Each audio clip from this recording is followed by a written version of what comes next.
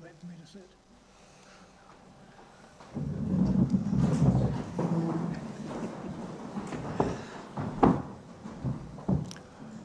Right, good evening everyone. I would like to welcome you all to this council meeting of the Borough and Telford and Wrekin. And if I may, I'd like to invite Bishop Nick Barrett from the Church of Jesus Christ and Latter-day Saints to lead us in prayer, if you would. Hi, my name is Bishop Nick Barrett. I'd like to thank everybody, thank the Telford and Wrekin Council and the Telford Interfaith Council for inviting me to their prayer today. Thank you. Our dear Heavenly Father, we bow our heads before Thee now in prayer to give Thee thanks for this day, Father. We're thankful for our many blessings. We're thankful for the councillors in this wonderful area who give so much and serve so much. Please bless them in their efforts, Father. Please bless all that are otherwise afflicted, that they may be blessed and looked after, and blessed by Thy good hand. And we commend this meeting into Thy hands, Father, in the name of Jesus Christ. Amen. Thank you. That was you, thank you. Can I call for apologies for absence, please? Thank you, Mr. Speaker. We have apologies from Councillors Powers and Parker. Thank you. Agenda item 3, are there any declarations of interest against this evening's agenda? Councillor Eade, Councillor Tomlinson. Councillor Eade? Yes, declaration. I think it's item 12. 12.1 on members' allowances or the members' allowances scheme. Yep. Thank you. Thanks. Councillor Tomlinson? The same. Thank you. Councillor Luter and Councillor Vickers, please. So Councillor Luter first. I've got a pecuniary interest in agenda item 12.1. And Councillor Vickers? Yeah, I've also got a pecuniary interest in 12.1. Thank you very much. Are there any other further declarations of interest? Marvellous. Okay. Agenda item 4 is the minutes of the previous meeting. Can I have a proposal to confirm the minutes from the previous full council on the 25th of May? Who was that, sorry, sir? Councillor Bentley. Seconded. Thank you very much. Councillor Overton. Can I have a show of hands, please? Carried. Thank you. Councillor Dave,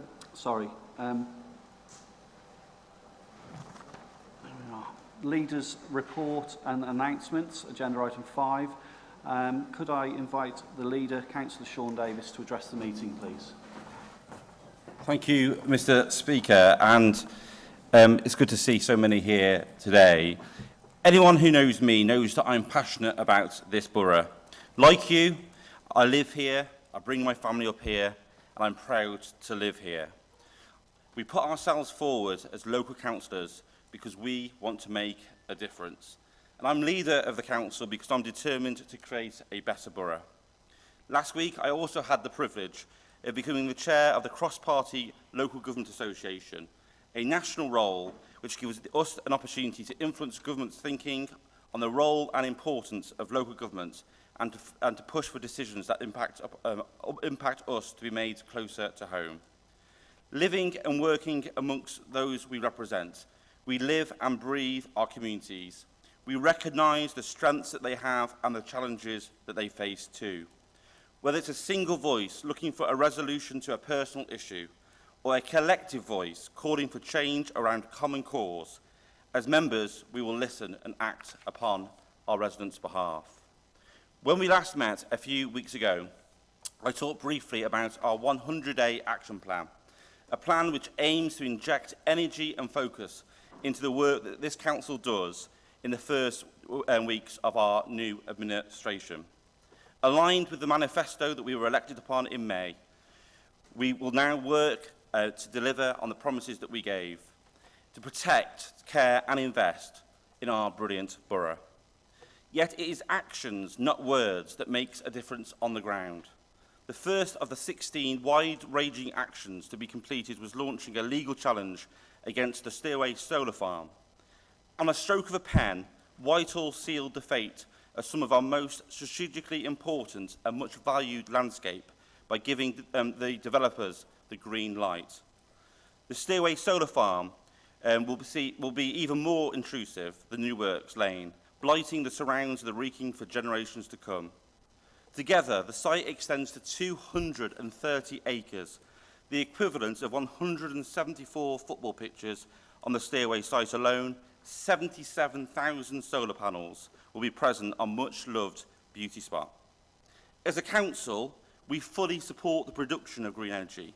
We are one of just a handful of councils in the country who have owned and run our own successful solar farm, and we've given planning authority to other solar farms in more appropriate areas across our borough. But green energy should not be prioritised blindly over our precious green fields. These farms need to be built in the right places. The decision to allow Stairway to go ahead goes against the views of our communities, our planning officers, the planning committee, the planning inspector, and we've kick-started the legal process now to take this before the courts. Also, as part of the 100-day plan, we've continued to lobby Steve Barclay, the Health Secretary, to urge him to reconsider the closure plans for our A&E and our Women's and Children's Unit. Telford, becoming the largest town in the country without a fully functioning A&E and Women's and Children's Unit, doesn't just not make sense, it's madness. In a letter to the government, our legal advisors have set out for the second time how the data that has been used to justify this decision is now 8 years out of date.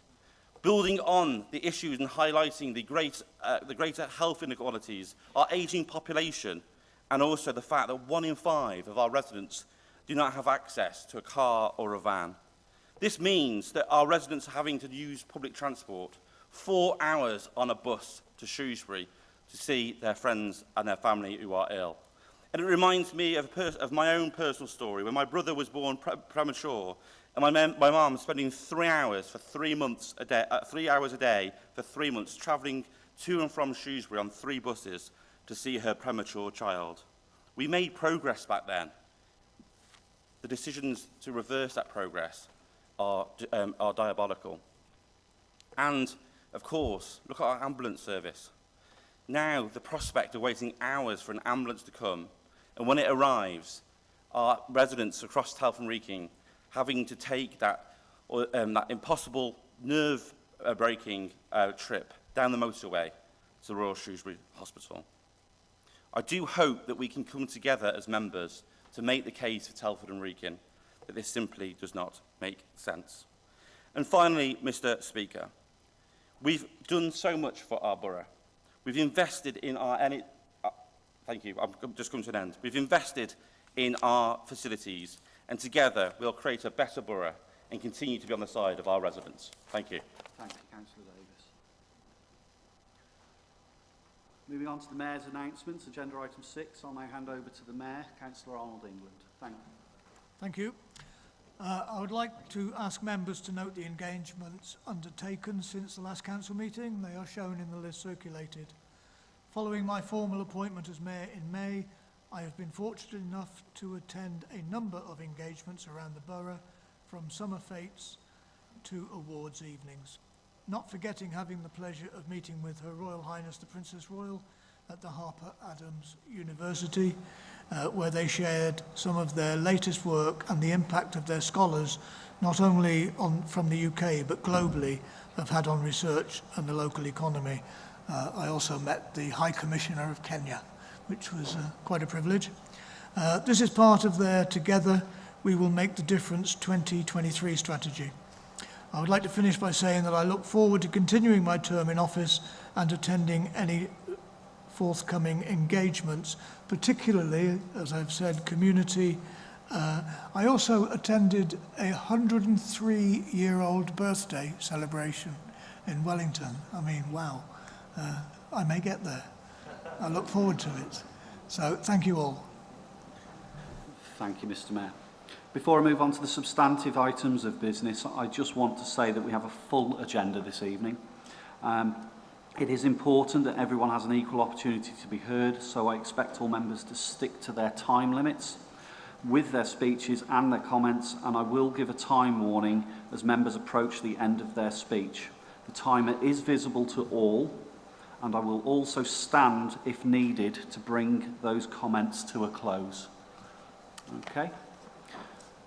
Agenda item 7 takes us on to public questions. We have a question submitted by Mr. Mark Ford, and the question is to Councillor Lee Carter, Member for Place, Economy and Neighbourhood Services, and also to Richard Overton, Councillor Richard Overton, Deputy Leader and Cabinet Member. I invite Mr. Ford to come forward and ask his question. Evening. Question is, has Telford Council done any analysis on 15, 20-minute C40 city/neighbourhoods and or LTNs with reference to possibly implementing such schemes in Telford and District? Councillor Overton.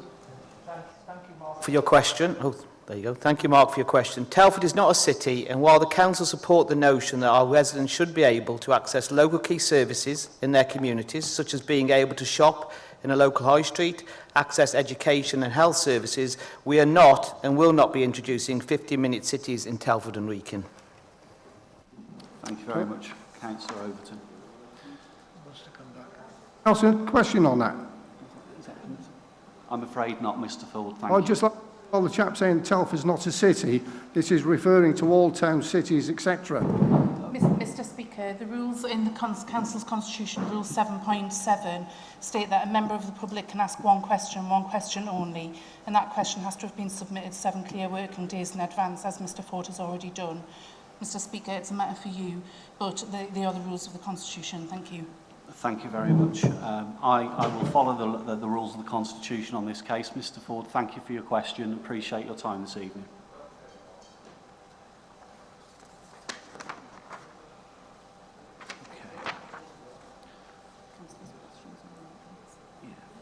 Agenda item 8, members, is Councillors' questions on notice. So next we move on to this. We have 5 questions, and I'd like to remind members again that questions are circulated in advance, also shown on the screen. Members are not obliged to read out their question, and I would like to invite Councillor Scott to ask his first question for Councillor Carter, please. Newport is suffering badly from a lack of parking spaces for residents, shoppers, workers, sixth formers and visitors. There are simply not enough public parking spaces for the number of cars now needing a space. This can only get worse as houses are built on the periphery of the town. Changes and improvements need to be made. Is the council willing to join me, the other 3 borough councillors and Newport Town Council to look at a 5-year plan to improve the parking situation in the Newport area? I'd like to thank Councillor Scott for his question. Just to confirm that over the past 18 months we've been working closely with ward members and the Town Council to create a parking strategy for Newport. A copy of this has been shared with the councillors, I believe, and the Town Council, which sets out details as to the options available to address some of the points that you've raised. Currently we're working in partnership with Newport Town Council to identify funding streams to begin to bring forward aspects of these proposals. Once funding is secured, we will look to programme works commensurate with the level of funding available. As part of this, it's likely that further consultation will be required with local stakeholders to shape the proposals further prior to delivery. Thank you, Councillor Carter. Do you have a supplementary question, Councillor Scott? Yes, I think Councillor Carter, thank you for his response to that. I know he shares, well, he knows of my own frustrations as to where the current work is going, and I hope we can get together and do something else. However, on to a supplementary question. Traffic regulation orders at the moment are taking a hell of a long time to get done and finished. Some of the parking issues in the town area rely on a TRO for them to be implemented. We have a number outstanding. Again, Councillor Carter knows my frustrations over that. But I'm getting more people now asking me about further TROs. So the question is, at the current level, how long will we need to wait for any new TROs to be put into practice? Thank you for that follow-up, Councillor Scott. Listen, first of all, I'd like to state, and I'm sure we all agree on this, it's fantastic that our residents, businesses and visitors to our borough remain able to park on most council-owned car parks for free. But as you quite rightly allude to, that in itself creates pressures. It is a complex situation. You make a change in one area and that has impacts in other areas, including displacement to residential streets. But I just want to reaffirm our commitment that we'll continue to review the parking arrangements in each of our borough towns right across Telford and Wrekin, including Newport. You've got an absolute commitment on that. Thank you. Councillor Scott, do you have a supplementary question to that? Or is that it? Well, it didn't actually answer the question. Okay, that's it. So, well, no, Mr. Speaker, the question was... Councillor Scott, if you just bear with me one moment, please. I just wanted to ask you to come to your second question. I'll come to my second question then. Okay. I'll speak to Councillor Carter later. Following on from the introduction of more rural buses by the Council, can we please have an update on the usage of the service? Is it showing to be a success or is usage lower than expected? If lower, what are the Council doing to get more people using the service? Thank you, Councillor Scott. Obviously, as you've announced, we launched rural routes alongside other routes earlier this year in line with our ambitious bus service improvement plan and in response to residents' feedback. As you would expect, the Council have been closely monitoring the performance of these services, including the level of patronage. On those rural routes, I'm delighted to report that patronage on routes 102 and 104 has increased over that period of time, with over 2,200 passengers travelling on those services in June 2023. Again, our frustration around, and I think it's worthwhile saying this across all of our bus services in Telford and Wrekin, our frustration remains around government for long-term support in this area. Whilst they have said to us that they have provided funding for support of bus services, it's nowhere near the level of funding that we need to run a comprehensive service. And we've still been unsuccessful in our lobbying attempts to the government to give us greater control over local bus services. However, we've used our own funding to put in place services like 102 and 104 and other services, and in total over 9,900 passenger journeys have been undertaken in the month of June on those services. We'll continue to do as much as we can, but like in many other areas, we do need government support and intervention to help us do much more. Thank you. Do you have a supplementary question, Councillor Scott? Yes, please. It's good to hear that, thank you. Will there be any further comms so that I have people saying to me, is there a bus service? Can you get to the PRH, etc.? And the answer is yes in all those counts. So does the member think that there's enough comms being done to allow people to know about these services? There's always more we can do in that respect, Councillor Scott. This month you will see a communication package that we intend to share to promote those services and continue to encourage as many people as possible to use those services, both those rural services and urban services. Thank you very much, councillors. I'd wish to invite Councillor Dugmore to ask his question to Councillor England, please. Yeah, thank you, Mr. Speaker. Can the Cabinet member update Council on the measures the administration has put in place to mitigate against the impact of inflationary pressure on older residents of the borough? Thank you, Councillor Dugmore. Many of our residents are paying the price of the economic failures of the Conservative government. The disastrous budget put forward by Liz Truss and Kwasi Kwarteng saw interest rates soar, which is impacting on all residents if they have a mortgage or if they rent from a private landlord who has a mortgage. Conservative economic policy has also seen the rate of inflation soar, This is a particular challenge for older people who generally spend a greater proportion of their income on food and energy than the average resident. After the Council has been forced to make £140 million of ongoing budget savings through the policies of the Coalition and then the Conservative government, the scope for the Council to pick up the pieces from this failing government is clearly more limited than it would otherwise have been.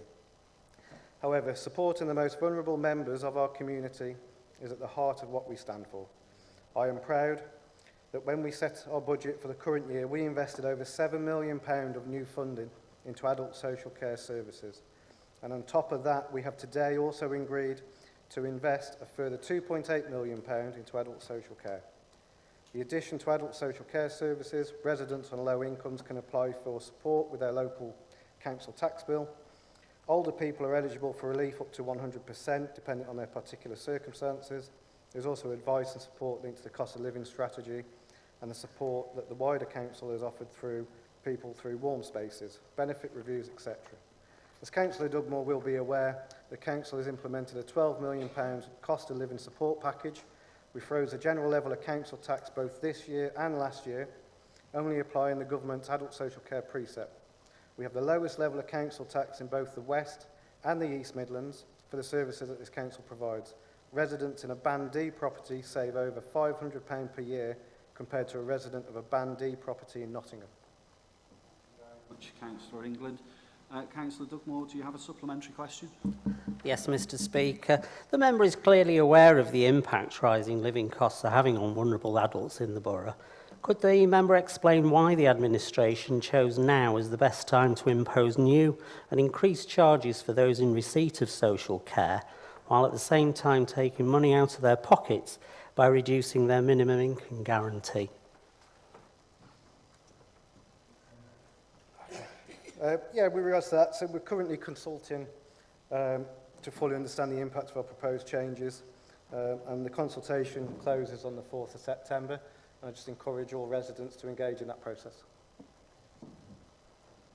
Councillor England. Okay, I wish to invite Councillor Burrell to ask his question to Councillor Eileen Kalia. Thank you, Mr. Speaker. Can the Cabinet Member for Education justify to this Council the administration's decision to withdraw funding for denominational home-to-school transport? Thank you. Thank you, Councillor Burrell, for your question. The current home-to-school transport policy has been in place since 2020, which followed due implementation process, including public consultation. The policy is aligned to the Department of Education's statutory guidance that sets out local authorities' responsibilities when making travel to school arrangements for children of compulsory school age. This guidance makes it clear that local authorities must provide assistance, for example, where statutory walking distances apply, where a child has send or mobility problems and additional support or low-income families. There are no statutory duties to provide free travel assistance for children that attend a school with a designated religious character. However, the Council does apply some discretion, and where families are on a low income, children who attend school on grounds of religion, and where there is no near a suitable school with regard to that religion or belief, then they are eligible for assistance if they live over the statutory walking distance. Our policy, given it follows the national statutory guidance, is in line with the majority of most other local authorities. To support children's travel to school, including those that attend a school with a designated religious character, the Council has introduced new subsidised bus routes which have been specifically designed around school start and finish times. And these new bus routes have been greatly benefited the communities that they serve and further assist children's travel to and from school. Thank you, Councillor Kalia. Is there a follow-up question to that, Councillor Burrell? Yes, please, Mr. Speaker. I would thank the Cabinet Member for full of frank response that she has given. I'm speaking in terms of 8 members, at least, of family in my ward who have been in touch, who have just received, within the last 2 weeks, methods of communication through letter and email from the local authority to let them know that they will no longer be in a position to receive assisted funding, travel for their children's school journeys to and from Holy Trinity and Priors-Lee. Now, we were all fully cognizant back in October when school places were agreed and set out, and when the budget went through in March, of the impacts and ramifications of the decisions that were taken by councils at that time to include the withdrawal of funding and, in fact, the service itself for denominational home-to-school transport. I'm wondering if the Cabinet member can let me know now why it has taken the best part of in between 4 and 8 months to let residents know of the impact of these decisions. And I wonder if she would like to take the opportunity now to apologise to those residents who have been so very badly affected in this time of inflationary pressure and now may well not be able to get their children to their school of choice. Thank you very much. Thank you, Councillor Burrell, for your supplementary question. Obviously, I couldn't comment on any individual cases as I don't have all of the details around those, and I also haven't had an opportunity to speak to our officers around those. But I would be happy to provide you with a response. If you can provide me with further details, then I can look into that and we can get you a response. Obviously, it will be reliant on you supplying those details, so the 5 days may go over.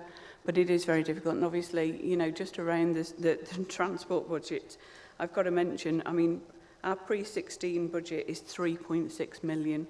Our post-16 budget is £445,000, and we all know the financial pressures upon this council due to the massive cuts from the Conservative government that have been going on over 13 years. But I'm happy to pick up your individual cases if you forward me those details. Thank you. Can I invite Councillor Tomlinson, please, to ask his question to Councillor Carter? Thank you. Thank you, Mr. Speaker. Given that there has been recent press coverage regarding the former Stony Hill landfill, specifically the treatment of waste at the site and associated leachates, can the Cabinet member please confirm what steps will be taken to investigate these concerns and provide assurance to residents that the site is safe? Thank you, Councillor Tomlinson. Just for members' awareness, Stony Hill is a former landfill site that accepted controlled waste under appropriate licences from relevant authorities over a number of years. The site ceased operation and closed in 1991, and at that time was managed by the then local authority, Shropshire County Council. The site was transferred to this council when it formed in 1998, and we have continued to proactively manage it since. As is commonplace with closed landfill sites such as this, the council, through a specialist contractor, manages it in accordance with legislation set out by government. It's probably worth noting that following a review a decade ago, the council invested approximately £800,000 to upgrade the infrastructure needed to effectively manage the site in accordance with the management plan.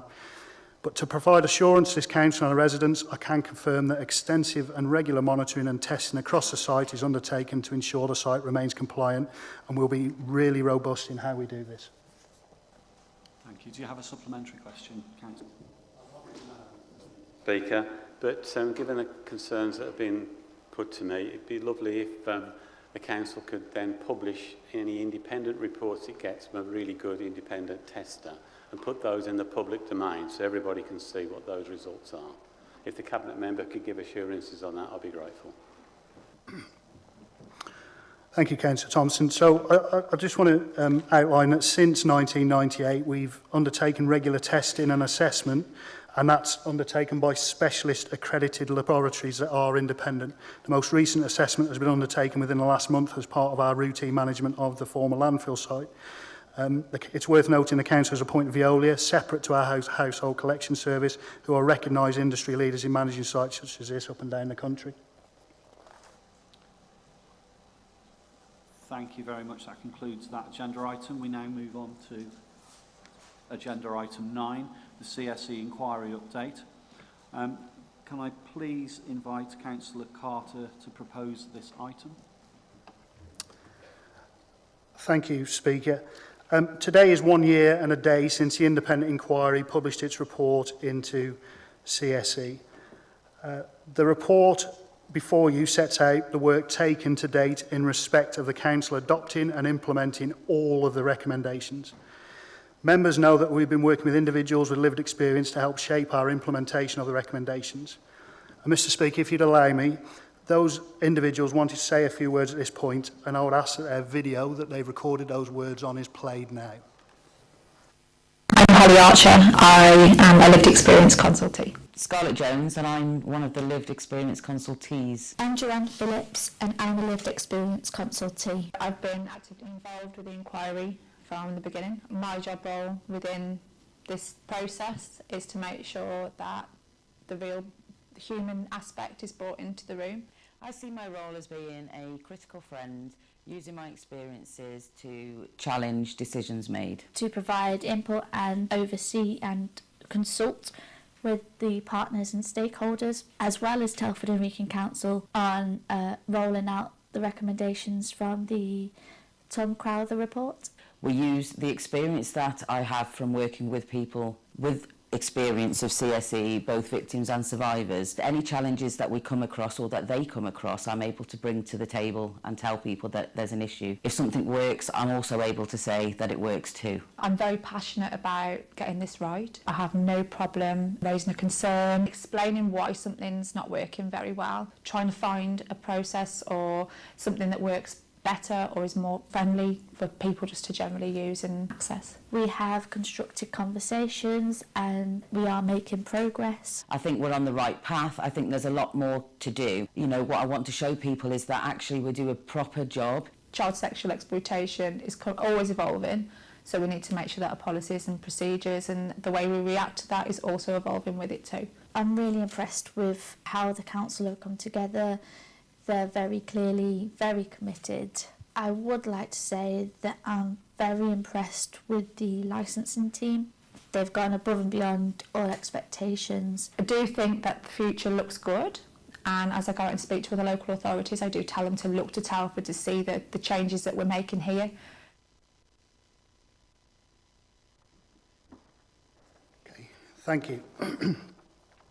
All that's left for me to say is firstly a huge thank you to Holly, Scarlett and Joanne for speaking and for their commitment not just to this process of implementing all of those recommendations, but also the implementation of the independent inquiry led by Tom Crowther, KC, to begin with. All it really is left for me to say as we carry out, continue to carry out our work is that I offer an absolute assurance that we'll keep councillors updated before asking the independent chair, Tom Crowther, KC, to return. We absolutely promise that we will do that and give you an absolute assurance that we continue to work through this diligently as a report sets out before you. Thank you, Councillor Carter. Is that seconded? Report and reserve my rights.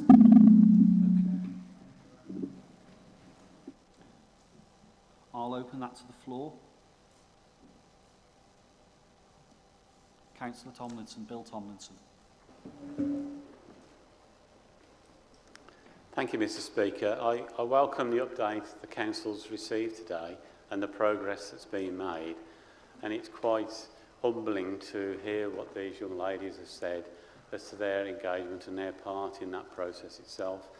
There's lots that we can learn, there's lots that we can improve.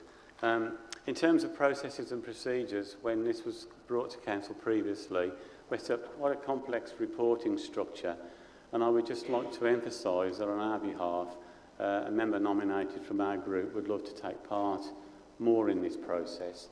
It's good to see the report now, but before the final report comes out, and I welcome the fact it's going to be done earlier than what Tom Crowther originally planned, which was 2 years. It's planned for the end of this calendar year. But prior to that, for our member engagement to be a part of that process and be an active part of it, we would like to see. And if possible, we'd like to see another report come back to this council so that we can see the progress that we're making up until that crunch time when we come up towards Christmas. Thank you. Councillor Eade.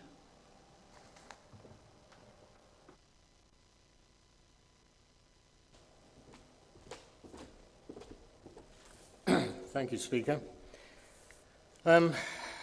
As many members here will not be fully aware of the background with CSE and the inquiry, I'd like to give a brief sort of summary and detail on that to bring people up to date.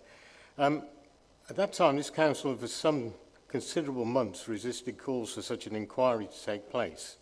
And following a meeting between myself, Councillor Dugmore, together with some survivors of this horrendous crime, plus a national journalist, we took up the call on their behalf, only to be met by an extremely aggressive response and continual denial that such an inquiry was even necessary. Eventually, in 2018, we called an extraordinary meeting of this council and forced through the commissioning of an inquiry, which was undertaken and finally published, as has been said, in July 2022. That was a full 12 months ago, which roughly brings us up to date with where we are now. Now, the paper before us this evening states that, following the publication of the report, the Council considered the best method for ensuring recommendations were implemented, whilst at the same time providing some independence to that process. The word independence is crucial, as during July 2022, I met with the leader of the Council who asked me to put forward a member of my group to help oversee the implementation of the inquiry's recommendations. My response was, I was of the strong opinion, I quote, that any such group should be truly independent of the Council and have no links to this authority whatsoever. To his credit, the Council leader said he would reflect on these points and will be in touch in due course. To his utter discredit, I'm still, unfortunately, awaiting for that response to this day. Now, it's become evident that the appointed chairperson of the inquiry is from the Local Government Association, the LGA, an organisation chaired by the leader of this council.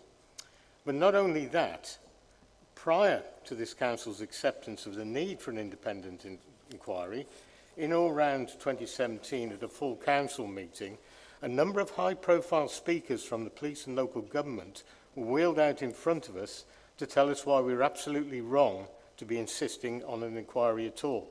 One of those speakers espousing that particular view was also from the LGA. Clearly, a conflict of interest exists here. Councillor, if you draw to a close, please, you have 20 seconds. Clearly, a conflict on such an important issue as this. Clearly, a conflict of interest exists here, and one of which I warned was unacceptable 12 months ago. To the best of my knowledge, the panel overseeing the recommendations has met only once, and I hope I'm wrong on that, since its inception, and that was in February this year. Thank you. Councillor Reid, your time is up. Could you please return to your seat?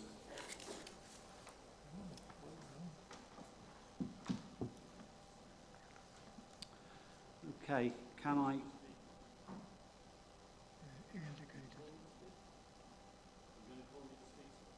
I'm going to call you to speak in order, Councillor Nelson, and it's Councillor Dugmore next.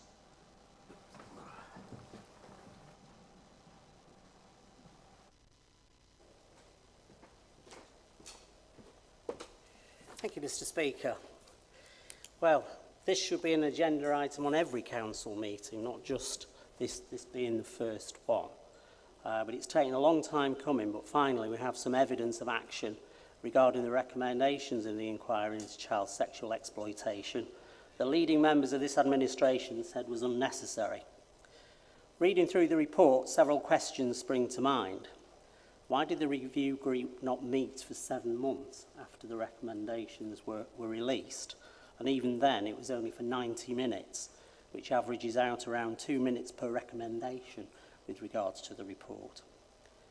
Why does the period of analysis not include a pre-pandemic period for comparative analysis?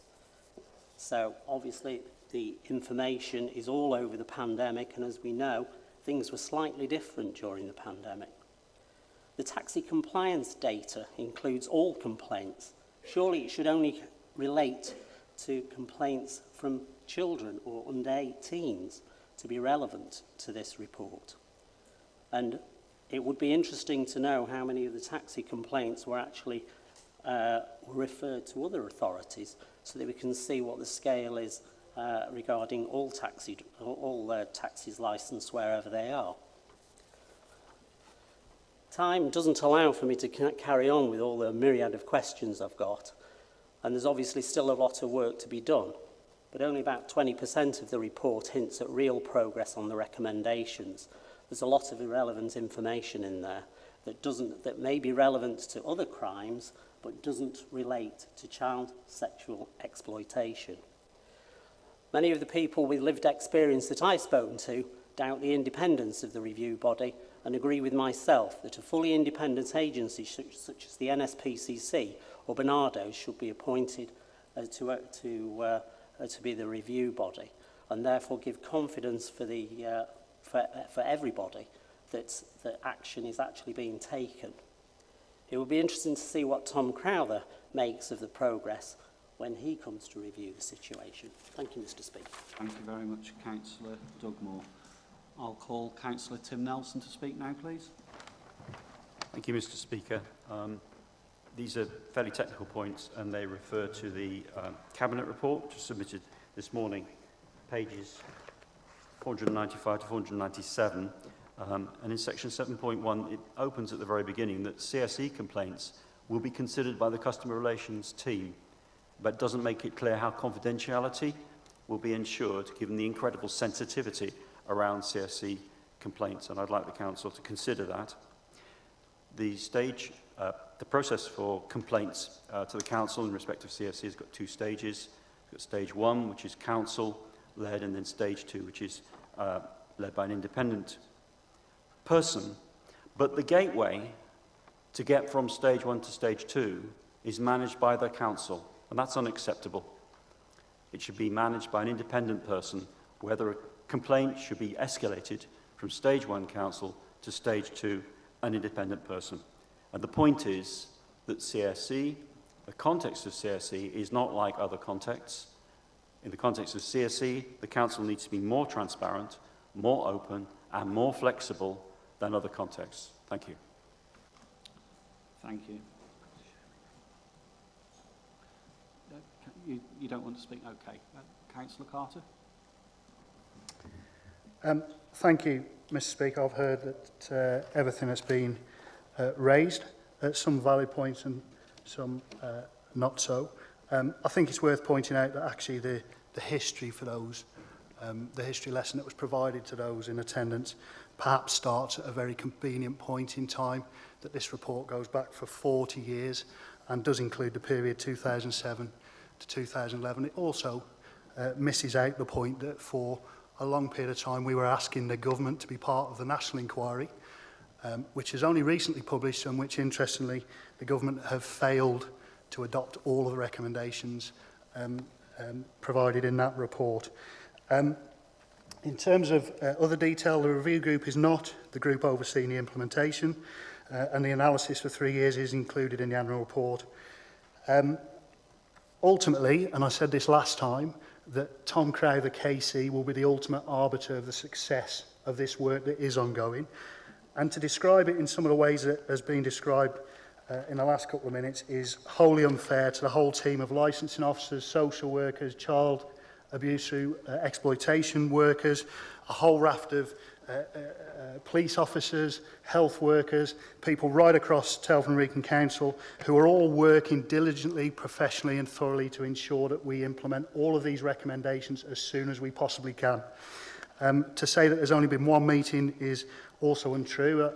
There have been many hundreds of meetings actually, which demonstrate a real commitment for work between the Council, stakeholders and the lived experience consultees. As I said, we've provided a report there. I hope all members take time to read that report and consider its contents carefully. And again, I offer this reassurance that we're implementing all of the recommendations. We'll do that with diligence, with professionalism, with thoughtfulness and with action. And I hope every member in this chamber considers those skills, those attributes, and uses them when they apply this. And it's no use pointing fingers from the opposition. This isn't an issue, and Tom Crowther made that quite clear. It's not about politicising this issue. It's about all of us working together to make sure Telford and Wrekin is in the best place it possibly can be to tackle this crime that exists right across the country. We will do that. We're on course to make sure that by the time Tom Crowther comes back 6 months early, we're on a very, very good position. I move for the vote. Thank you very much, Councillor Carter. Can I have a show of hands in favour, please? Any against? Any abstentions? And that's carried. Thank you. Agenda item 10 is Cabinet decisions made since the last meeting of the Council. I would remind members again that these should be questions of clarity only on items that are marked as key decisions on the report. Are there any questions or clarifications, not debate, from members?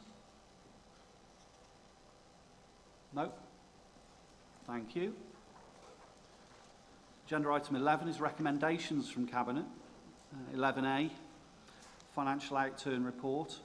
I'd like to invite Councillor Nathan England to propose the recommendation. Thank you, Speaker. The report summarises the final financial outturn for the last financial year.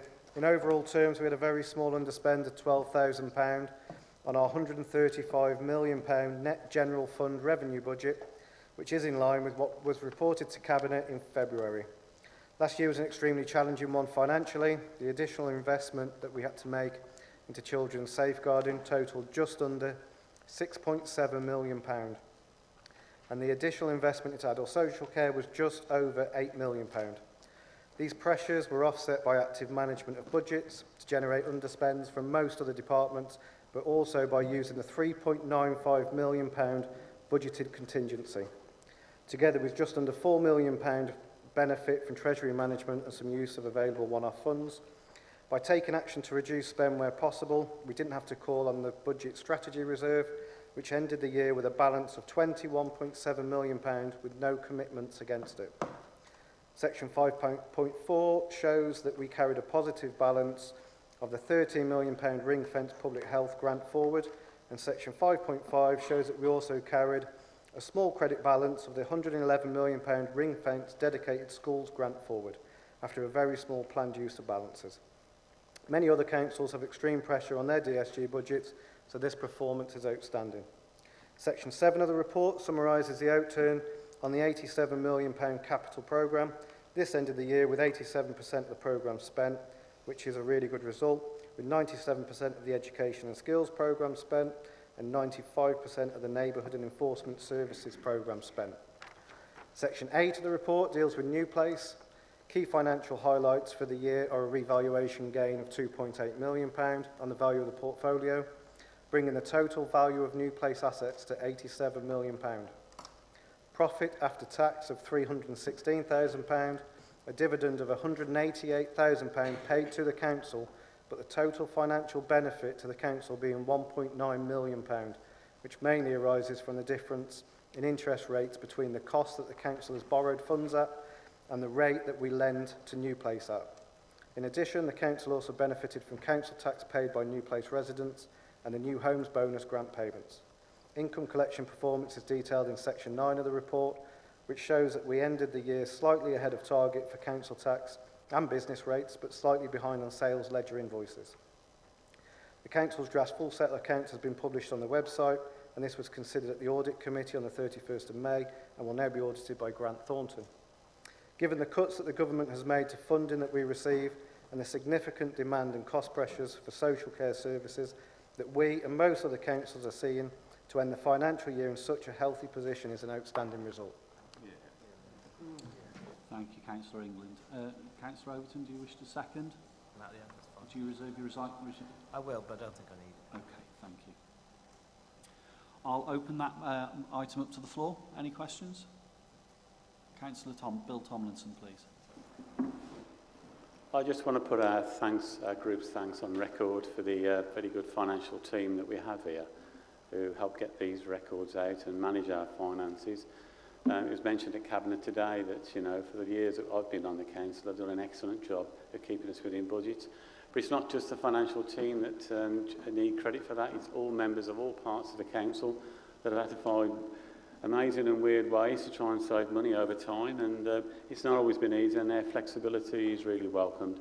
Also, getting the accounts out so quickly means that we're fully open to the public to see what's going on. So thank you for those. Thank you. Thank you very much. Councillor Ollie Vickers. Mr. Speaker, I'd like to comment on the economic responsibility we've seen from this level-headed and sensible Labour Council. And despite the economic pressures we've been under, as everybody will be feeling at home, this Labour Council has ensured residents across Telford Wrekin only get the very best. I know that certain opposition members will try to mudsling on this issue in their usual style, but we don't have to look far to see how the Conservative Party run council finances. The Shropshire Star has reported that the Shropshire Council has been warned that it is 1 month from bankruptcy, with years of failing strategy and high-risk investments, with the dream that it will generate income. On this side of the chamber, we are under no illusion of the financial pressures everybody is facing, exacerbated by the kamikaze Tory budget last autumn. Inflation is still running very high, and family and businesses are still feeling the cost of the economic illiteracy of this Conservative government. But this council is doing everything it can to ensure that it continues to deliver for residents across Telford and Wrekin. Thank you, Mr. Speaker. Thank you. Do we need to let this know yet? Councillor England, is there anything you'd like to add before we move to a vote? Yeah, just quickly, it's just really to put on record my thanks to council officers for their work, but also to Councillor Ray Evans, who stood down at the last election, for her leadership of this portfolio. Thank you. Okay. Can I have a show of hands in favour, please? That's carried. Oh, my apologies, I will, yeah, absolutely. Can I have a show of hands against, please? And can I have a show of hands for abstentions? Just one. Okay. Are those noted? Yeah. Okay, thank you very much. Agenda item 11B, financial monitoring report. Could I invite Councillor Nathan England again to propose the recommendation?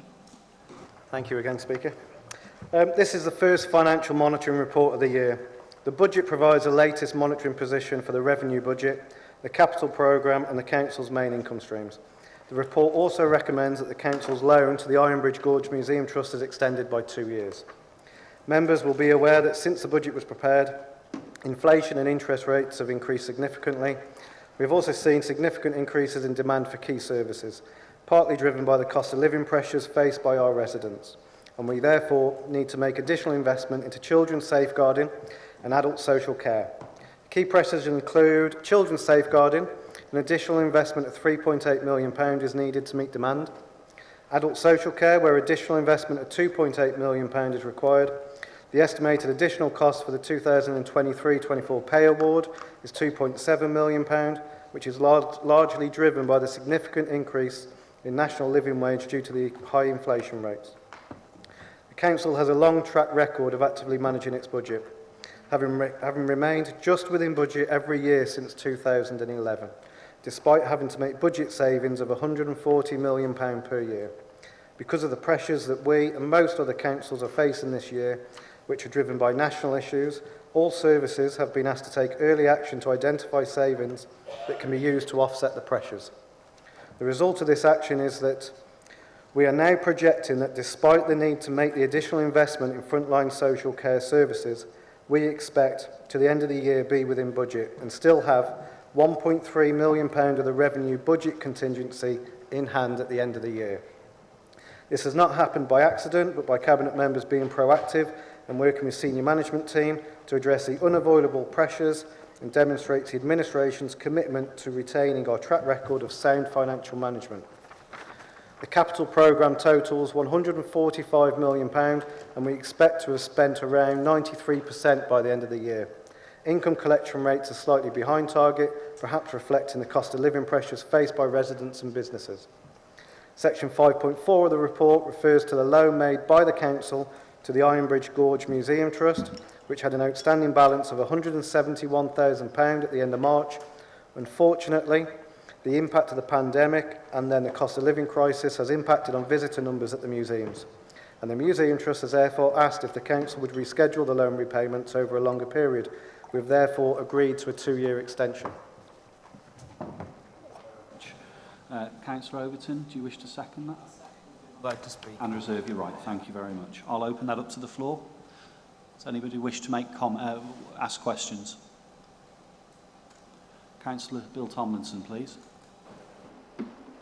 My family will testify that I do repeat myself on regular occasions, and I do so in front of council as well, but I don't want to make any apologies for this. It's late early summer, the monitoring reports come out, and as it has done in many, many years, it comes out with an overspend projected on adult and children's social services. I've got no qualms on that issue because those demands have to be met. The most vulnerable in our society deserve our protection. And even though it costs us money, we have to find it from somewhere. How could you come to somebody at your door who's in dire straits and say, I'm sorry, we've got no more money, you can go away? We can't do that. Even though we're inadequately funded by the government, and I think the Conservative group would actually support this as well, their leader does, that this funding process where it all falls on local authorities is simply not right. The government have promised to try and sort out both of the funding of these over many, many years and have simply failed. We should have the funds to do that. You always call them investments, and I know they are, but they're not really investments. It's not as if at a whim we think, oh, let's put some more money in. This is paying money out for those that are in desperate need. And I also want to congratulate all those other departments, all commiserate, and we all have to think about this. Those funding savings have to be found for us to stay in budget. That sometimes means things that we may wish to spend money on can't. And that's the realities of life. The fact we could stay within budget by the end of the year is laudable, and I thank Nathan and all his team for trying to get that put to bed. So it's with a deep, you always feel though this just isn't fair. And I think for those who didn't want to vote for, and there's certain people that didn't, I certainly did, wanted to vote for the adult precept, because we have that balance to make. We have to raise tax in some respects to pay for this. Ask ourselves a question. If we hadn't raised that adult services precept, where would we get the money from now to pay for this year, next year and the year after? Ageing populations, growing problems with costs, children in care, they all need our help. We've got to get the money from somewhere. Thank you. Thank you very much, Councillor Tomlinson. Councillor Eade. Thank you, Speaker. My views on social care and funding social care are pretty well known. We had a discussion on that this morning at Cabinet as well.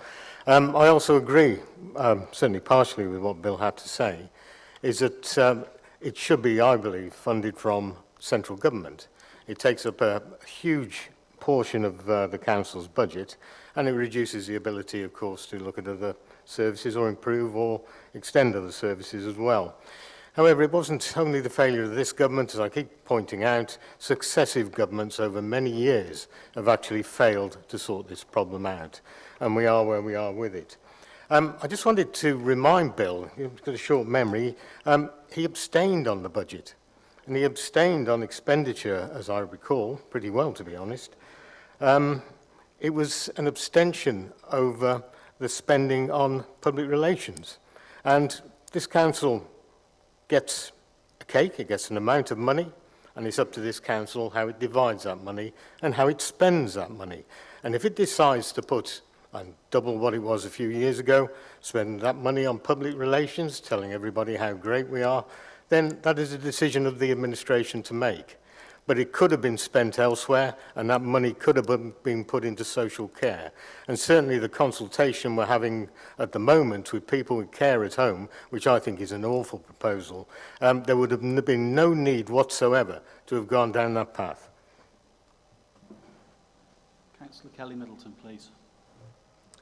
Thank you, Mr. Speaker. I just wanted to say thank you for this report, and also point out some of the fantastic work this council does for our residents on a daily basis. Yesterday I was at Crucial Crew with 2,300 children who are having work around safety and getting ready for secondary school. We've got the Safer Stronger work in the neighbourhoods work that happens, the domestic abuse, the strategy, we've got the public health strategy, the amount of work on a daily basis that this council provides for our residents to make them safe and well and healthy. Yeah, and I'm just really proud, despite all these cuts that the government enforces upon us, that we still, at the heart of everything we do, is for our residents, and also that we do fight for our residents. We don't abstain every time there's a vote up, and I'm sure our residents vote us in to vote, and that's why we're all supposed to be sat here. So unless there's an abstention party that's been formed.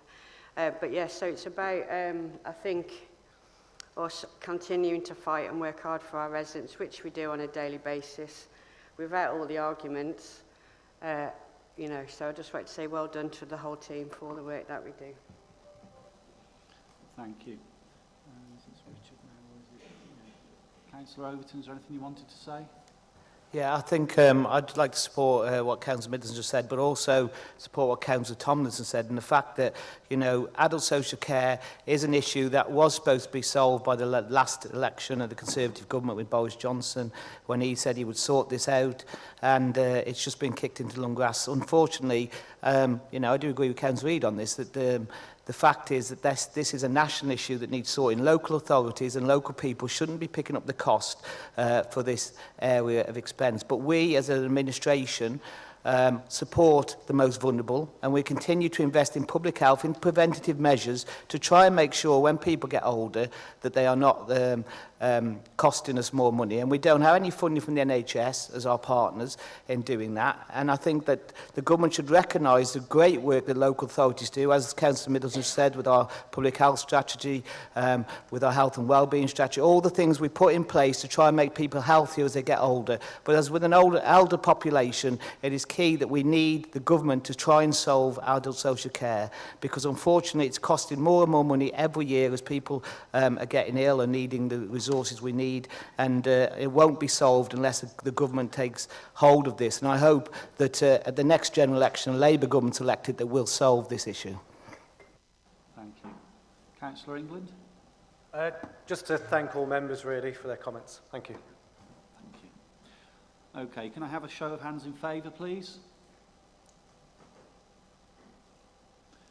Can I have a show of hands against? Are there any abstentions?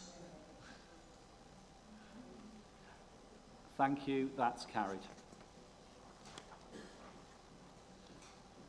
Agenda item 12 is recommendations from committees and boards. 12A Governance Committee. I'd like to invite Councillor Nathan England to propose the recommendation.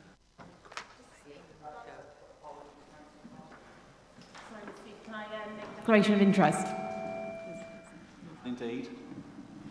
Thank you.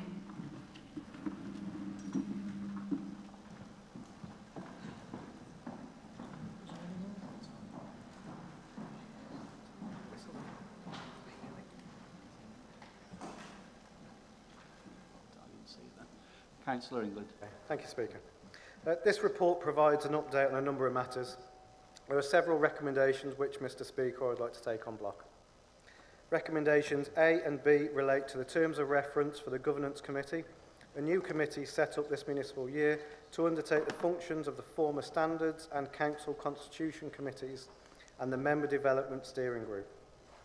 Recommendations C and D relate to the terms of reference for the Audit Committee, which historically has been reported to full Council for adoption. In both cases, Council is asked to note the terms of reference and delegate authority to the relevant committees to approve their own terms of reference moving forward. Members are also asked to approve the updated Members' Allowance Scheme. This has been updated to strike a more equitable balance between the allowances awarded to opposition group leaders based upon proportionality, and to take some changes in relation to those roles and allowances paid for. I would just like to ask that there is an addition to correct an administrative error, and that is that an allowance equivalent to the Chair of Governance Committee is paid to the Telford Wrekin Chair of the Joint HOSC, given the complexity of the work carried out by that committee.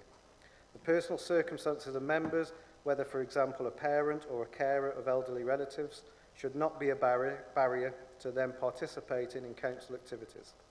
For this reason, the provisions regarding carers' allowances have been updated for clarity and to reflect best practice. As a council, we recognise that the cost of living is having an impact not only on residents but also on the council. That being the case, although the independent remuneration panel is due to carry out a further review of member allowances this year, the report is seeking agreement to defer this until 2025. The remaining recommendations are for note only. The report provides a summary of the work of scrutiny over the last 12 months, with a more detailed update coming later to a later meeting. In the last couple of years, the Council has renewed its focus on member development and support, and the report sets out the actions taken in respect of members in induction to support newly elected members, who now make up 25% of this Council. It also sets out details of the new online member portal, Councillor Connect, which is a tool available to all members, co-produced with members, to access information and training. I move the recommendations. Thank you, Councillor England. Do we have someone to second? Is it Councillor Hilda Rhodes, please? Speaker, I second that report. Right to speak? Yes. You do, okay. Are there any questions or comments from the floor, please? Councillor Nelson? Thank you, Mr. Speaker. I've been asked to make a statement on behalf of my group leader, who is not able to speak himself, and he says, I just wanted to comment on the changes to the member allowance scheme, which seem to single me out in particular, not to mention, of course, Councillor Tomlinson as leader. Nelson, I'm not sure that within the Constitution that's allowed.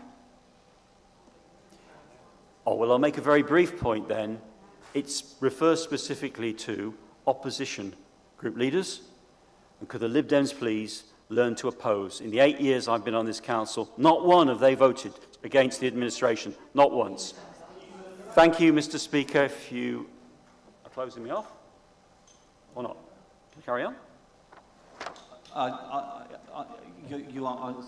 of the opinion that you can't read out a statement from someone else in that respect. So okay. I'd like you to, if you've got a comment to make it, sit down. And I have a comment. I very much have a comment to make. One moment, Councillor Nelson, I'll ask. Just for clarity for members, the challenges that Councillor Eade has left because he's got pecuniary interest, and therefore it would be inappropriate for a statement from Councillor Eade to be read in the council chamber. Clearly, Councillor Nelson, if you've got comments to make, you're more than welcome to make them. But if somebody's got pecuniary interest, they're not meant to participate in the item in any form at all. Okay. Does that provide you with a Absolutely. clarity? Yeah, no problem whatsoever. Are you going to continue to read from that sheet of paper? I'm going to read the blue notes that I put on myself, Mr. Speaker. They're my words in blue with this pen written myself. If they're your words, then you can say them. Thank you very much indeed. Can I refer members to page 148 of the Council report this evening and the first paragraph after the list, which refers to opposition group leaders. It doesn't refer to group leaders. It refers very specifically to opposition group leaders. The opposition group leader of this group, of which I'm deputy, take our role of opposition extremely seriously. Our duty, which is to draw oversight, draw the attention of the Council to areas where it could improve, things it may not have picked up, and the word is critique, and I've used that word in the context that the leader has understood. Not criticism, but critique. That is our job. Sometimes we won't agree with motions that are put before us, or proposals from the Council, or policies like spending £1 million on PR. We don't approve of that. We will vote against it. The members' allowance proposals refer to opposition group leaders. What we note is that the Lib Dems next to us do not oppose, and therefore there's an issue in terms of them being an opposition group leader. Now, this evening, and it's a shame Bill isn't here because I would say this to his face, Councillor Tomlinson, these are my words, still got a minute. We're going to come on to abuses of power in a little while in terms of emotion, but let's carry on. I'd be saying this to Councillor Tomlinson were he here. This evening, he has mentioned Stony Hill in the context of a challenge, which is absolutely excellent.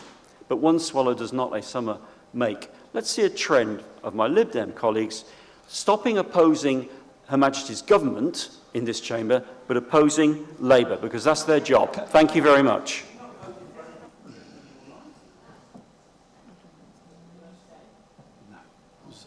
No one else. Sorry, back to Hilda. Councillor Rhodes, would you like to speak? No. No? Okay. My apologies. Councillor Tomlinson. My husband isn't here to actually rebut the fact that his name's been mentioned, and I don't agree with the fact that Councillor Nelson was actually able to mention his name and he's not actually able to defend himself and say anything. So I do think that what he started to say was actually factually incorrect. When he did start the speech, when he was stopped, about the fact that we were saying that we didn't vote, which my colleague and I disagree with. But the fact my husband cannot actually defend himself and say anything, he was named, and I think that was totally wrong.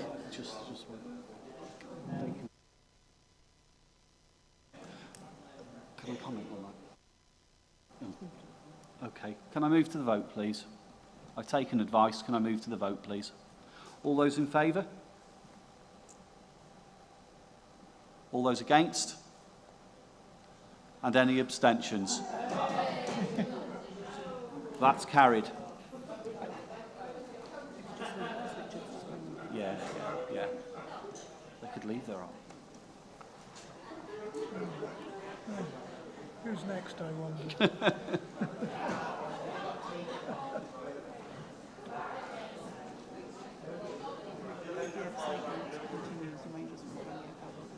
Yeah.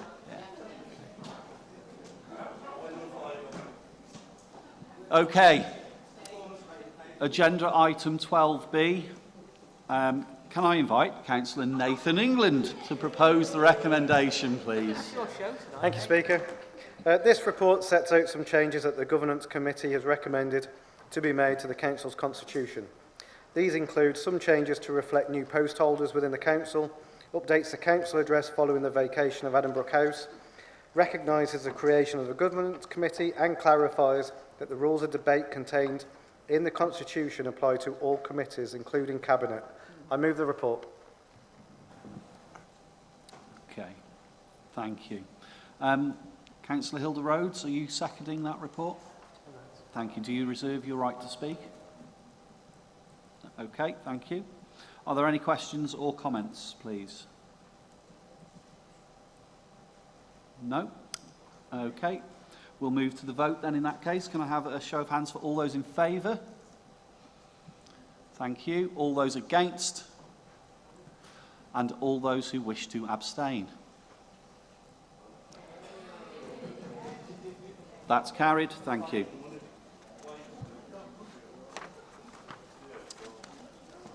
Okay, agenda item 13 is notices of motions, please, members. Notices of motion, agenda item 13. Can Councillor Stephen Bentley move the motion as detailed in the agenda and shown on the screen, please? Thank you very much, Mr. Speaker. I won't read the motion out because it's up there and everybody can read. If they can't, I can't help that. Having listened to a lot of debate tonight, there's been a lot of plaudits for officers, so I've assumed, it has been assumed, that this actual motion has been tabled to criticise officers. Now, I could be wrong, but that isn't the case at all. This motion is about an event that took place prior to the AGM, whereby residents were invited by Telford and Wrekin Council to a meeting. They asked for their representative to go with them. When they arrived, the representatives were asked to leave. I found that unacceptable. Now, we've heard tonight that the leader is now the chair of the Local Government Association. So I'm going to read out the job description as the Local Government Association provide in the role of a councillor. And it reads, a councillor's primary role is to represent their ward and the people who live in it. Councillors provide a bridge between the community and the council, as well as being advocates for local residents and signposting them to the right people at the council. You will need to keep them informed about issues that affect them. In order to understand and represent the local views and priorities, you need to build strong relationships and encourage local people to make their views known and engage with you and the council. Good communication and engagement are central to being an effective councillor. That's the local government's job description. Now there are 2, 4, 6 bullet points in that. It's about responding to queries and investigate their concerns. Well, you can do that when you've had the answers yourself. If you're not having the answers, you can't respond, so you can be criticised. So that needs to be addressed. Communicate council decisions. Well, we can't always do that because sometimes we don't know them for months on end. It says know your patch and be aware of their local problems. Well, if any of us in here don't know their local patch, they shouldn't be in here. Know and work with representatives of local organisations, interest groups and businesses. Represent their views at meetings with the council. Sometimes when that is put forward in here, it has been greeted with derision. I'm pleased to see tonight there has been some evidence of respect in here. That has not always been the case in the last few years. And then lead local campaigns on behalf. Well, I've got 1 or 2 in my ward. I've tried to lead them and I've been refused that opportunity. Not acceptable. Such things are actually, when you talk about contempt and derision, and I've been in 2 administrations, so I know how this works, it is led from the top down. I would never ever condemn officers for following what is perceived to be the direction of the administration. That is unacceptable. Officers are here, they've worked hard, and they do their best, sometimes in difficult circumstances. So I can say tonight, I would like to see us all agree a certain way forward for all future council meetings and for everybody's ability to do this role effectively. Let's restore a reputation, because I can assure you out there, reputationally, internally, we are not the best. We are definitely not the best. The local public sometimes see it as nothing more than rebel.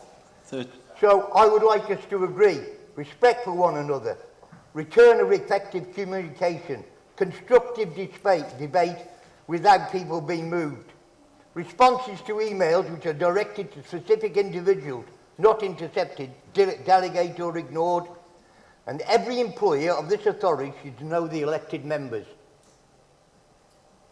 I urge you all to support this motion. Thank you. Councillor Peter Scott, please. Sorry, it needs seconding first. It needs seconding first, please bear with me. Oh, right. Councillor Reid, are you seconding this? Yep.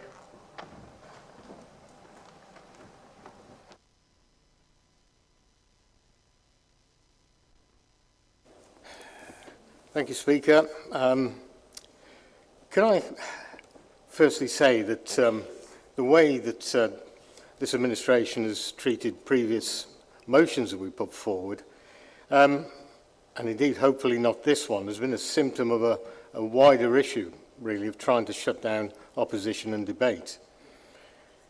Either that, or you don't have the guts or the capability of previous administrations to enter into proper, straight and meaningful discussion. Let's just consider for one moment how different this administration is compared to all of its predecessors. Firstly, you stopped full opposition briefings, something that I negotiated with the then Chief Executive Michael Frater some years ago, and also fully maintained for the Labour group when we were in control of the council, and I defended that to the hilt. Those briefings were to give democratically elected members full access to policy, background detail and forward thinking when it came to council policies, and also to question officers directly to help carry out their councillor duties for the borough as a whole. We even put a Labour member in charge of scrutiny to make sure that we were constructively challenged. Any policy criticism or challenge at Cabinet, you shut down very quickly, and you're now even changing the Constitution to limit any opposing views. Perhaps helpfully, I'd like to be helpful. Councillor Eade. With regards... Councillor Eade. The link to this motion, the words that you're saying seem a little tenuous at most, at best. Is there, you want to bring it back on point? I will indeed. Thank you for that. You give me some more time, I take it, for the I'll give you 3 seconds more. Oh, thank you very much. That's very generous as ever. You've just wasted another 4. Please just come to your point. Well, look, perhaps I can be helpful, really, for chairing meetings. And can I recommend the council leader have a look at chairing skills, in particular section 10 on encouraging participation and discussion. It's an LGA publication and you might be able to get it at mates rates. It might help you. However, refusing to allow elected members into meetings with their own residents takes a biscuit. And let me make it perfectly clear. I do not blame council officers one iota for this issue, but fully hold the administration to account. There are important principles at stake here, ones that transcend party politics or even personal relationships, and any administration is the custodian of those principles. As my colleague Councillor Bentley laid out, 13 seconds. The way that this administration is eroding what has been in place at this council that I know for 40 years, and free speech and challenge from different parties is indeed being neglected. Okay, we'll move on. I believe there's an amendment to this motion that's been tabled. Can I call on Councillor Overton? Yes, thank you, Mr. Speaker. I'll be brief. I move the amendment as tabled on the screen. We must recognise, of course, the anger and frustration of the elected members, but also we must also recognise and appreciate the work of our good officers and staff at the council. In our working life, we all make errors of judgment or mistakes. It is quite an eye-opener that could be brought to a public meeting. Clearly, the elected members are keen to make sure it doesn't happen again, and this amended motion supports that principle of making sure elected members are included and, of course, are the voice of their communities, apologising for the mistake, but applauding the hard work and dedication of our officers and staff who every day deliver quality services to the residents of our borough. Some of these, as we know, have been rated outstanding. I move the amendment. Is there someone to second that amendment? Carolyn? Second that, and I'll reserve my right. Reserve your right to reply. Thank you very much. Okay, I'll now open it up to debate. Those that wish to speak, indicate, please. Bentley.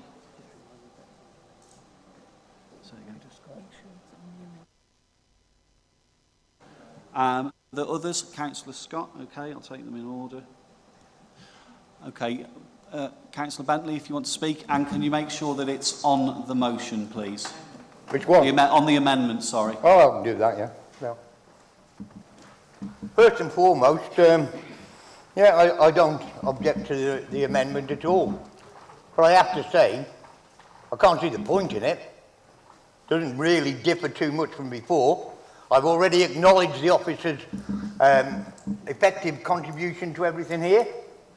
What is the point of this? None.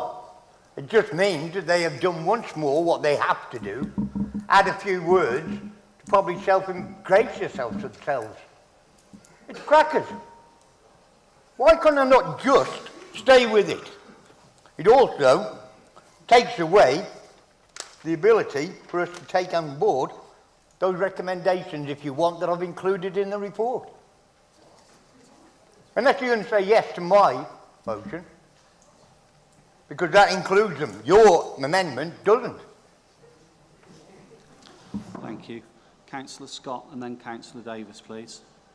Thank you, Mr. Speaker. Of course, I would always defend the right of any resident, whether they're a ward member or a parish member, to attend any meeting. I'm really pleased to see the council had given an absolute guarantee it won't happen again. That is very good. What I do object to, quite honestly, is us not seeing this motion or the extra motion until about 10 minutes ago. Surely these should have been passed a week ago and put into the public domain, because while some of us are trying to take it all in, I note that others are reading prepared statements. It seems rather strange. This should have been put forward to us all previously. Thank you. Councillor Davis. Thank you, Mr. Speaker. Firstly, as leader of the council, I'm proud of each and every member of our staff that work for Telford Wrekin Council, many of which live in our borough, and those who don't live in our borough work hard day in and day out, and that's what the amendment says. And I think it's a great regret, actually, personally, Councillor Bentley, that you think that, to make that amendment is not worth doing. So I think it's really important that every opportunity we take the opportunity to say to our staff and thank them for the work that they do in hugely difficult circumstances. As budgets go down, demand goes up, and councillors who choose the floor of the council chamber to highlight a mistake that has taken place, a mistake that has taken place where an apology has been offered by officers, they still bring it to the council floor. And I think it talks about the personalities involved, really. We've heard them, haven't we, over many years, attacking social workers, attacking planning officers, attacking senior management team, attacking... I think I live rent-free in most of their minds. It seems that they can't have a speech without mentioning me or my title. And actually, it's quite disgusting. It's quite disgusting. And as an employer, we say to our staff, and those staff that want to work for us, we are a good council. And I'm sorry that we've heard from the member opposite, he doesn't think that we're a good council. Council of the Year, Ofsted inspections, CQC inspections, cross-party peer reviews taken place, all praising the work. They come here, they take their money each and every month, they come here, they bash the council, they bash council officers, they bash council policies, they bash council activities, they abstain on almost every vote, they offer nothing. I'll tell you what's changed over the last few years is the representation of the party opposite with a leader who's been around for 40 years, who's seen quite a lot, I think, in those 40 years. The smallest ever Conservative Party group that this council's ever seen, the largest Liberal Democrat group this council has ever seen, and the largest Labour group that this has seen. The public has spoken. They don't like the negativity. Thank you, Councillor Davis. Can I call Councillor Dugmore, please? I've noted it. Councillor Dugmore. Yeah, sorry. Thank you, Mr. Speaker. Right. As the largest opposition group, we have a duty to be as strong. Well, we are. I mean, facts are facts. You can't deny that. Have a duty to be a strong, effective and responsible opposition group, not opposing for the sake of opposing, but challenging the administration and asking difficult questions when it's necessary in order to force better outcomes for everybody. We will speak for those that are ignored, and where we see errors, we are duty-bound to expose them, to ensure that others... More, is this on the amendment? Yes. Well, why wouldn't it be? Oh, I'm asking, is it pertinent and relevant to the amendment? Yes, of course. So, extra minutes, of course. Expose them to ensure that, that matters are rectified as soon as possible. Let's not forget that this council leader supports the Debate Not Hate campaign, although there's been scant evidence this evening. We can only do this if we have the support and assistance of the council officers.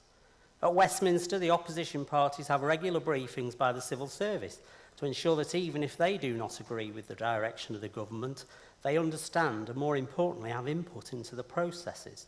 This doesn't happen currently in Telford and Wrekin, which is to the detriment of us all. Opposition briefings by officers should be routine, as all members have different experiences, talents and expertise to bring to the table for the good of everyone. I especially ask for opposition group briefings to be reinstated so that all members can contribute for the good of the residents of this council and help to support the officers in their work. I will remind speakers that you are to speak to the motion, not through tenuous links. Speak to the amendment of the motion, please. Councillor Bill Tomlinson. Thank you, Mr. Speaker. It's a good job we can all keep calm and friendly about these matters, isn't it, really? I completely agree with Councillor Scott. I think it must be one of those peculiarities in that the motions were on the papers, the motions were on the computer a week ago. When I looked at the computer only a few days ago, this motion in its detail wasn't there, and we normally expect to see that a week ahead of the meetings. But I rather wonder whether that was just a one-off mistake, similar to possibly the incident that occurred, which was a very unfortunate incident and should never occur again, which we all agree, I think, that this motion puts out, that when a mistake has been made, an apology has been made, and we reiterate the principle, which is a very important one that Councillor Bentley's put forward, that people should be listened to. Thank you. Thank you, Councillor Tomlinson. Again, I will remind members, if you wish to speak, you need to speak to the amendment. Councillor Eade, are you going to speak to the amendment? But of course, Speaker.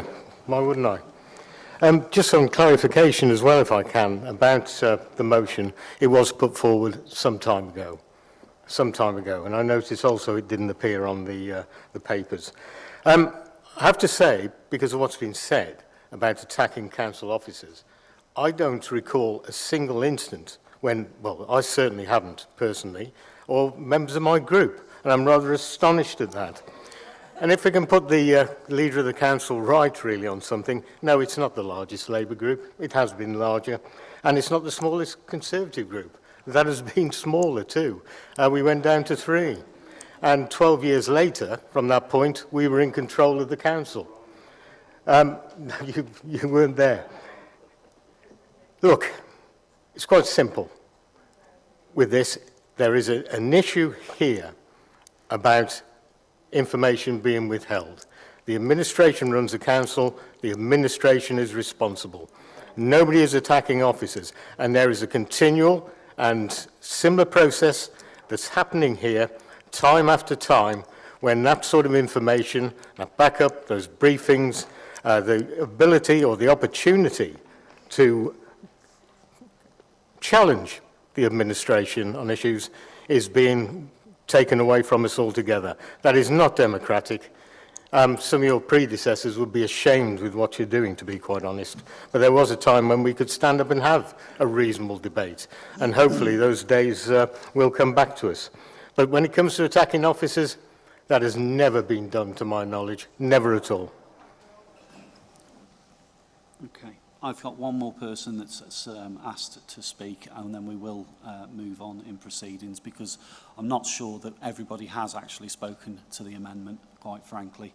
So, Councillor Helena Morgan, if it's relevant, please do make your valued contribution. Yeah, thank you. I've sat here and observed, as a newly elected member, everything that's been said tonight. My reason for becoming a councillor is the reputation of this council, the reputation of this administration, and my experience with our officers has been extremely positive. The fact that we're stood here debating over something that's clearly a mistake when we've got residents out there who are struggling with the cost of living right now, is this the best version of ourselves to put forward? I'm actually appalled and disgusted. I couldn't not speak.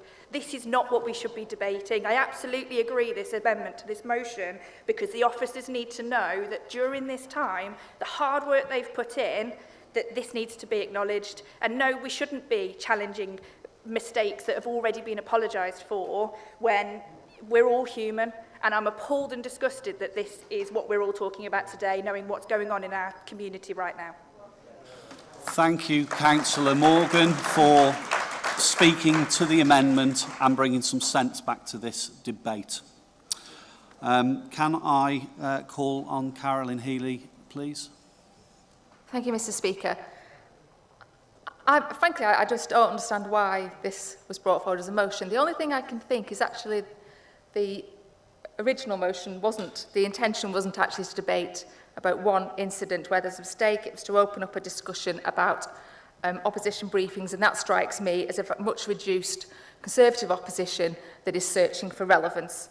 And we shouldn't be using our staff and criticising our staff to achieve that. It is right that we amended this motion, as Councillor Morgan has said, in order to recognise the very hard work that our officers do. I've worked in and lived in a number of local government areas, and I can tell you that Telford and Wrekin staff are absolutely second to none. They are fantastic, and we should do all we can to support them, and we're very lucky to have the people we have in our organisation. And let's not forget that in the years of austerity, the failed policy of austerity, we've lost over 1,000 posts from this organisation. So those staff are probably doing the job of 3 people, sort of from 12, 13 years ago. So yes, occasionally, and it is occasionally, it's very rarely, a mistake is made. A mistake was made, a mistake was explained and apologised for, and that should have been the end of it. I do not understand why we ended up debating this tonight. As Councillor Morgan said, there are far more important issues for us to spend our time discussing. So, you know, I want to move this amended motion that reflects the fact that we value our excellent staff, we support our staff, we recognise that sometimes they make mistakes, but when they do, we learn from those mistakes, we move forward, and we don't put them out to showcase mistakes to the wider public. Thank you. Thank you, Councillor Healy. Councillor Bentley, do you want to exercise your right of reply? Yeah, am I replying to the amendment or to everything? I'll reply to everything, it's easier. This has been quite... I didn't think... Councillor Bentley, it's not to everything, it's to the amendment. Is it really? Just to make it clear for you. Okay. Going on the wording of the amendment, it would appear that members from the opposition side, administration, have put in the word mistakenly. So they are obviously more informed about the events of this incident than I am. I don't understand that. How are they better informed about what took place that evening than I am? I put the motion forward. I considered withdrawing it because the officers have been very, very proactive, very apologetic and engaging since that incident. So there is no reflection at all on officers. As for a mistake, I'm not sure, I don't know. But they know because they've all mentioned it. What I do know, what took place, and what I do know, that since this came to light, others have come forward and said they experienced the same things. Now, one isolated incident, yeah, you can call that a mistake. More than 1, 2, 3, 5, doesn't matter. Are they all mistakes? No, it is systematic of what the administration are saying and doing and leading. Councillor Bentley. So the substantive motions now. Yeah. After all that, we're going to move to a show of hands in favour of the amendment, please. A show of hands in favour of the amendment. That's absolutely carried. Do we need to move to substantive? Substantive motion now shown on the screen. I dare to ask, are there any further comments on this? No? Then we will move to the vote. All those in favour of the substantive motion, please show. And that's unanimous and it's carried. Is that everything?